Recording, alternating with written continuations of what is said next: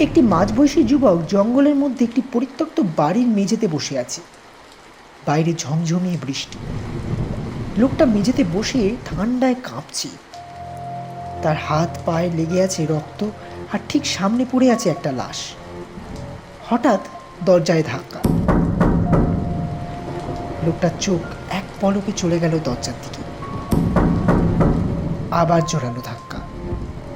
লোকটা আবার একটু একটু করে মেঝেতে ঘষতে ঘষতে পেছনে একটা খোলা জানলার দিকে এগুচ্ছে।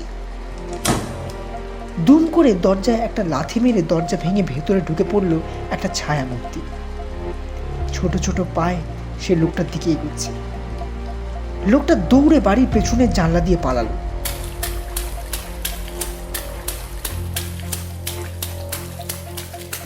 বন জঙ্গল পেরিয়ে সে দৌড়ে চলেছে। হঠাৎ একটা কিছুতে হুঁচুট খেয়ে লোকটা পড়ে গেল। মাথা তুলতেই দেখলো একটা পা। চোখ তুলে দেখলো একজন পুলিশ অফিসার সামনে দাঁড়িয়ে।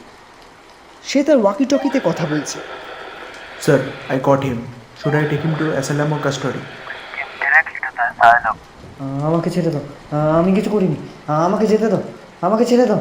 চলো, তোমার খেলা শেষ। তুমি 3 দিন আগে SLM থেকে পালিয়েছো, তারপর দুটো খুনও করেছো, কিন্তু আর নয়, আর তুমি পালাতে পারবে না। বাইরে পুরো পুলিশ ফোর্স নিয়ে তোমাকে দাঁড়িয়ে আছে। প্লিজ স্যার, প্লিজ আমাকে ছেড়ে দিন, আমি কিছু জানি না, আমি কিছু করিনি। স্যার স্যার আমাকে ওদিক থেকে কেউ একটা তাড়া করছিল স্যার, কেউ একটা দেখছে আমাকে। কেউ নেই ওখানে, চলো।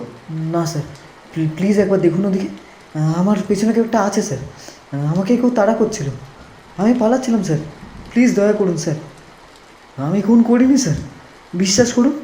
আচ্ছা, আমি দেখছি, দাঁড়াও। অফিসার টর্চ দিয়ে জঙ্গলের ঝোপের দিকে দেখল, কিন্তু কিছুই দেখতে পেল না। কই, কাউকে তো দেখছি না। হঠাৎ সে অনুভব করলো পেছন থেকে কেউ একজন তার গলায় ছুরি ধরেছে। কি করে দেখবেন স্যার?